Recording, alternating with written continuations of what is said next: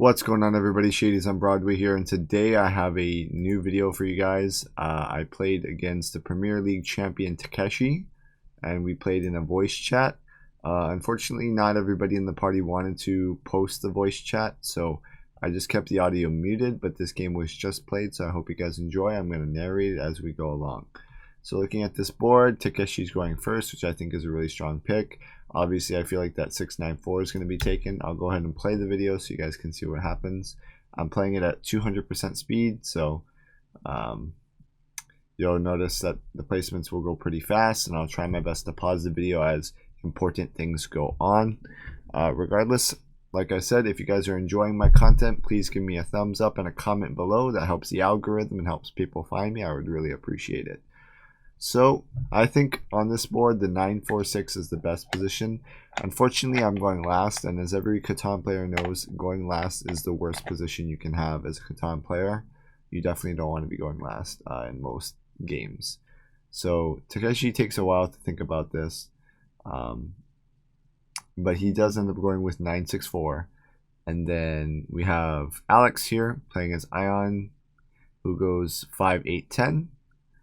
Which I think is probably the second best spot. In my opinion, I value the other 5-8-10 more than that one, but I can see why you would go for Or, because the 10-9-11 is probably going to be open for somebody else to take. So I can see the value in that. Now, my strategy I had to think about for a while going into this game because my options were very limited. And you'll see what I do. I kind of made a couple misplays, but you'll see from the title of this video, you'll understand my setup and you'll see how I do pretty well. So yeah. Drinking some Mountain Dew that I got from work. I just came back from a 12-hour shift, so pretty tired, but I hope you guys still enjoy the commentary. So Kabir's turn to place. Kabir goes silent for a while here. He doesn't like it when I try to table talk the placements. I always love table talking placements, especially in real life. It brings me so much joy because there's a certain edge to it, right, where you can be like, oh, go here because I want to go here, or go here because you're being helpful. There's like a certain twist to it. So I think about what I'm doing. I definitely want to go with the 659 because that's the highest producing spot that's left. So I think about it for a while, and I believe that's what I end up doing.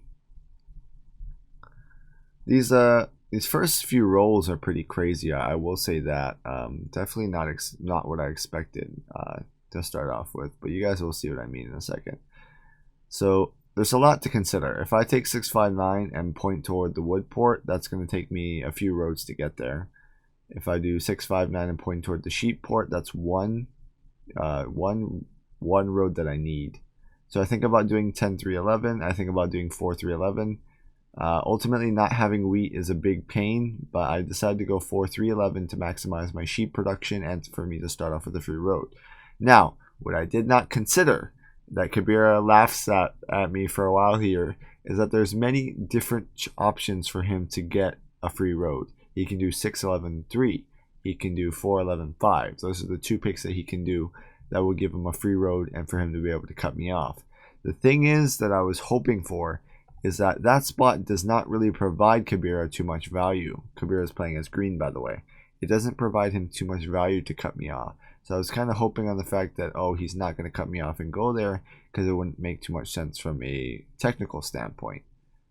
So, yeah. I didn't think Kabira would go there, and ultimately I thought, oh, it makes sense for me to try to go there because I have 4 and I have 9 on sheep. I'm going to build toward the 8-4, 3-for-1, so I'm going to have 8, 4, and 9 on sheep. So he takes the 3-4-8, going toward the wheat port, or toward the 6-3 first, but then toward the wheat port. Definitely wanting to get on that 6 ore, as ore is one of the more important resources, as my last video went over. But it's Alex's turn to play. Alex is playing as blue as Ion. He definitely wants to get some wheat here. I thought he would take the 9-10-11, but I think he ends up taking the 11-4-5 if I remember correctly. He wants to go for the brick and the wheat, which makes sense. You want to maximize the amount of resources that you get in terms of quantity. Quality is important too, but, or rather, yeah, he's going for quality rather than quantity. Quality being the types of resources that you get. He's basically accumulating all of the types, which I think is pretty important. 5 ends up rolling a lot in this game, so ultimately it's not a bad decision to double up on 5. It's never a bad decision to double up on 5.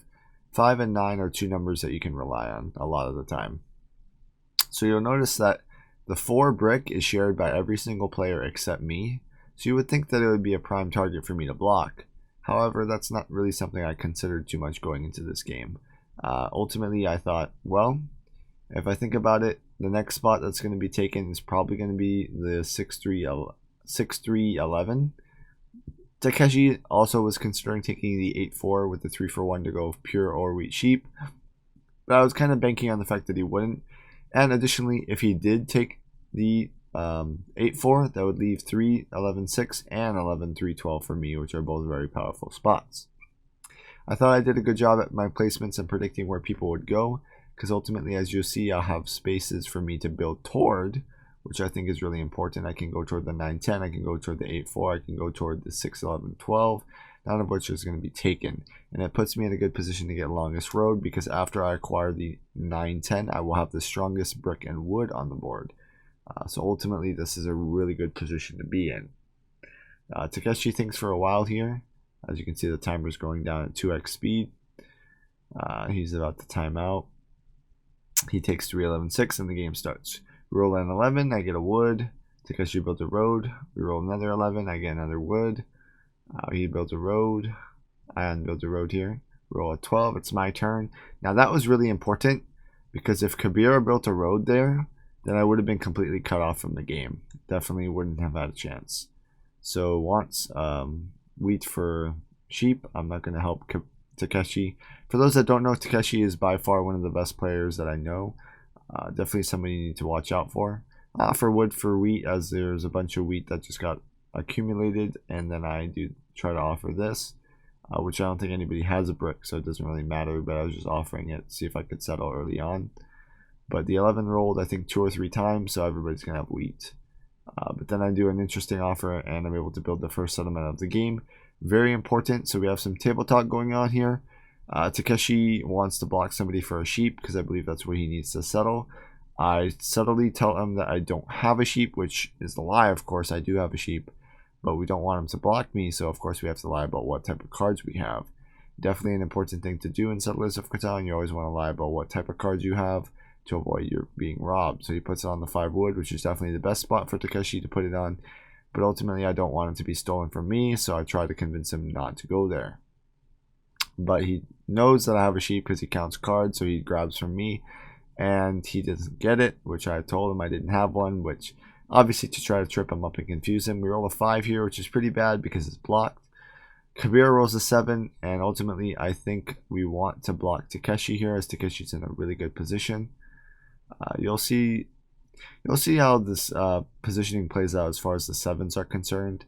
I think it's a good idea to block Takeshi early on. So a bit of table talking goes on. Ultimately, it goes on the 6 wood, which hurts me a bit, but it's fine. We roll a 5, and then we roll a 7 here. So Alex is going to be robbed out of some cards. So he's deciding what to discard, but it's Takeshi's roll, so Takeshi's obviously not going to be putting it on himself. I believe he puts it back on the 5. He's trying to fish for a sheep again.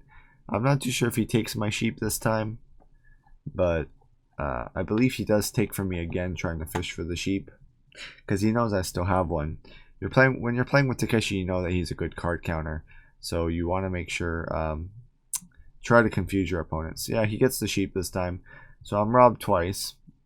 Roll another 5, and Alex builds a really early city, which is really important. And in most cases, when you roll a city, or when you build a city, the first city of the game usually goes to the winner. Another 5, so that's another 2 ore. Takeshi builds a road. We build another. We get another wood here, and Takeshi's trying to build toward the 6 ore port, or 6 3-for-1 port, excuse me, on the ore. We roll another 5. Now, like I said, these 5s are going to be rolling a lot, and another 5, of course. Takeshi built a city, which is really huge, and then Alex gets 7'd out again.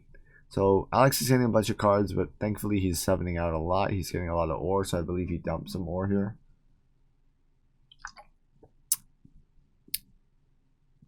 Alex steals from Takeshi, but putting it on the 6. Something I didn't mention is that I 2-for-1 here with my sheep port to get a wheat because I don't have access to wheat. But I think the blocking the 6 ore is definitely going to be valuable. I ultimately don't think that it should go anywhere else other than maybe Alex's 5 once he starts accumulating points. But right now I see Takeshi as the biggest threat, which is why he's going to be robbed the most early on here. Alex gets robbed again, which, like I said, pretty important. But he's still getting a bunch of cards from the 5, so it's not really stopping him too much here. But yeah, so we do have the sheep port. I'm really hoping that 9 rolls, obviously, to give us more sheep. It goes on the 9 wheat, which I think is really important because Takeshi's best number is the 9 and the 6. Takeshi gets stolen from. Now, we all know that Takeshi's a big threat, which is why we steal from him. Ultimately, I don't think that it should go anywhere else, but we'll see what happens. So we roll an 8 here. I don't have access to the 8 yet, which sucks, but it's going to give my opponent some cards. We roll a 7. Obviously, I steal from Takeshi here. Maybe that was a bit of a misplay, but Takeshi is currently in the lead, so I try to offer 3 wood for a brick here. I don't think anybody takes it, so I'm just going to pass. We don't have access to the 3-for-1 port yet, so this is going to hurt us. But we do get 2 more sheep, so we can 2-for-1 the sheep for brick. He offers to take our sheep for a wheat, and to take our brick and sheep for 2 wheat, but that's not something we're interested in. The 9 rolled, so that's why Takeshi has so much wheat to offer. Ultimately, he's just trying to offload his wheat for more important cards. He doesn't have access to sheep, and his brick number is really bad, so he's just trying to get a hold of our cards, pretty much, is what's going on here. So Takeshi thinks about this for a while here. He ultimately decides to 4-for-1, and then we roll a 10 here, so we get brick, which is really good, because as long as we don't 7 out, we are able to convert and build toward the 8-4. So Alex is offering a bunch of trades. I don't think we accept any of them at this point. We don't want to give him a settle. I think here, unfortunately, Kabira does help him quite a bit, so it sucks, but ultimately, I think, what did we do here? I don't think we accept this deal. I think these trades are all pretty bad for us, so ultimately I don't think we take any of them. But he is at 7 cards and 1 dev card. I believe the first card he buys here is a VP, but obviously we don't know that. Roll a 6, which is nice, and we roll another 9, so we're able to build our settlement. And then I 2-for-1 my sheep for ore, so I'm able to buy cities, because at this point I need cities. The 12-11-6 could be contested, but I don't think it's a threat. So ultimately, it's going to go to Alex here for the wheat for wood, and Takeshi builds a settlement. We get a sheep here because we have our settlement on the 8 now. Alex's turn to play. He thinks about this for a while here. Offers wheat for sheep to buy more dev cards. Because if you notice from Alex's position, he doesn't have anywhere to build. Blue has nowhere to go. Blue can go on the 5-2. Blue can go on the 5-3-for-1. But his win condition is getting victory points and army, which is usually a weak strategy. But at least, at the very least, he's going to be able to have 3 cities going into this game. So he offers wheat for sheep again for the 3rd time. And Kabira accepts it. So during that trade, there was a lot of table talk going on. Kabira was impressed by the negotiation tactics of Alex, which I think definitely played in Alex's favor. We roll a 2, which doesn't matter. We 3-for-1 for a wheat and an ore. And everybody thinks I have a city, but I don't, so we're going to pass. We get another wood, so it's good that the 6 is blocked. Takeshi definitely would have been at a huge advantage if the 6 was unblocked, because he already has a bunch of wheat from the 9, and the 6 has been rolling a lot, but it's been blocked. So ultimately, that's a really good thing. Takeshi wants to give sheep, or wants sheep for wood. Ultimately, we don't need wood as we already have a bunch of it, so we're going to pass on that. If we could get some sheep, that would be nice from our opponents, but I don't think anybody wants to give that up. So I think it's a pass here from Takeshi. But it doesn't hurt to try, right? So 10 gets rolled. We have brick now. Brick for wheat. And this is where I make a pretty big mistake. I'm at 7 cards. He wants to offer brick for wheat and wood, which I do accept because it's a good deal. I need wheat for the city. But I should have accepted the brick for the wheat as a 1-for-1. As you'll see what happens here, I lose my city, which is huge. This is a really huge turn. Definitely what changed the game for the worse for me. Ultimately, you don't want to be trading cards if you're going to be going above 7, but I got greedy and I decided to go for it. So I unfortunately gave Alex a really good trade. It doesn't help that Alex is going right before me, so it encourages me to trade with him. Or actually, no, Kabira is going right before me. What am I talking about? But yeah, definitely doesn't help. And unfortunately, Kabira negotiates here with Alex to steal from me, and I lose. Not only do I lose my city, I lose an ore, which puts me back by a huge amount. Definitely an unfortunate turn of events for me. I went from a really good position to a really bad position. So you'll see what happens though. So an ore gets stolen, and it's our turn. We get a wood and we pass. So as you can see, Alex is getting 5 cards or 4 cards per 5, which is really important. I trade with Takeshi here to give me a wheat. We're really hoping that we roll a 9 or a 4. And Alex rolls a 6, or moves the robber on the 6 and rolls a 6. That way we get wood, which I think is pretty important because we're going to be accumulating wood while blocking the ore. I think that's pretty important. He tries to do a wheat for wood, which we don't need. The 11s have begun to dry out, so I think it's pretty interesting. Wheat for ore, not something we're interested in. He's trying to set you up, obviously, or buy devs. Now he offers a ore for 2 wood, which I do accept. So he does trade around a lot a bit here. I built a city and a road, definitely important, so I can start getting more resources. Alex gets 4 more cards from the 5. These 5s are really, really hot, and they're pretty crazy, I think. Definitely an unfortunate turn of events. Takeshi buys a dev card after converting his cards. Another 6 gets rolled. As you can see, these 6s are blocked. They're pretty huge. Kabira obviously wants to move this as the robber is currently on him. He moves it to the 9 wheat and builds his longest road. We have 6 wood here, so I'm going to buy some roads. And I'm going to pass. We get a 9 here, which only benefits us because the 9 wheat is blocked, which is pretty huge. Wheat for sheep there, I don't need that. I would basically need 2 sheep and another card to do that deal, because that way I can use my sheep port to convert things in.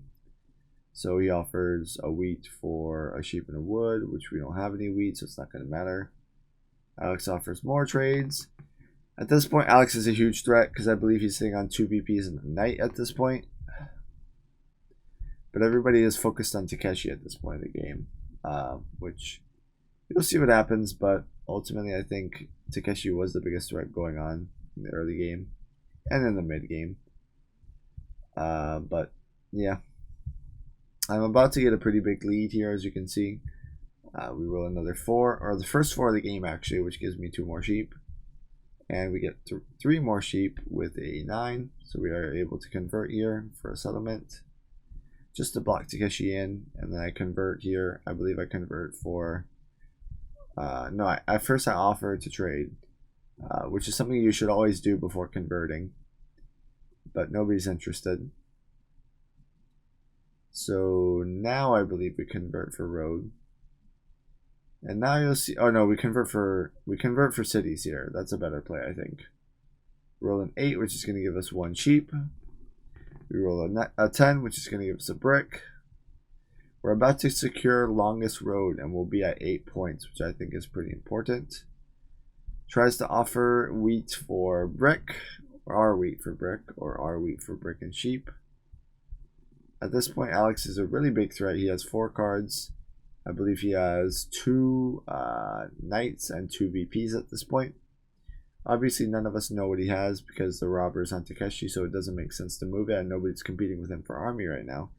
So Alex builds a city, pretty important city. We roll another 9, which is huge because that gives us 3 sheep with no contesting. And here we go, more roads, more settlements. 8 gets rolled, so we get 1 more sheep. So we're about to convert. I believe it converts to a straight city here, which I think is our best play. Now I could see value in doing 8-4, but I ultimately decided on doing 4-3-11 so I can have more road building material. I build a road going to the right just in case Takeshi decides to play a defensive road, which I think would be pretty bad for us if he decides to build 2 roads. I don't think he would because his win condition is not road at this point. But Takeshi realizes that Alex is becoming a big threat and he moves the robber on the 5 ore.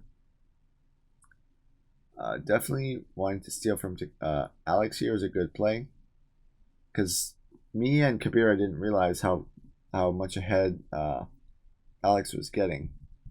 I don't have any cards here, so it doesn't make sense for him to rob me, so he goes on the 5 ore. He tries to offer some trades, but I don't have any cards, so obviously I have to decline. And we move it back on the 6 here with Alex's knight. We roll a 3, which is cool because that gives us a few bricks. At this point, they're trying to help Kabira keep the road because they don't want me to get it. But it's a toss-up, right? Because if Kabira gets road, he stays at 8. But if I get road, I go up to 9.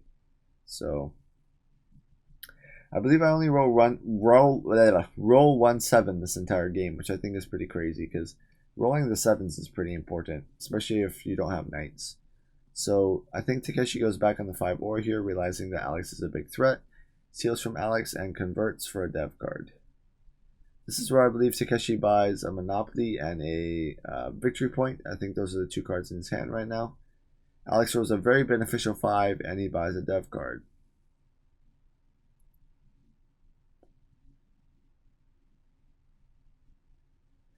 So we're sitting on 2 roads, which I think is good because we can steal the longest road back and we can have the chance to build a settlement. And we roll a 7 here. Kabira goes on the 5 ore, realizing that Alex is a threat. I've already said that like 5 times, but Alex definitely was pulling ahead here, which is crazy because nobody expected him to be in the lead for a good long while, but he eventually held his own in this game.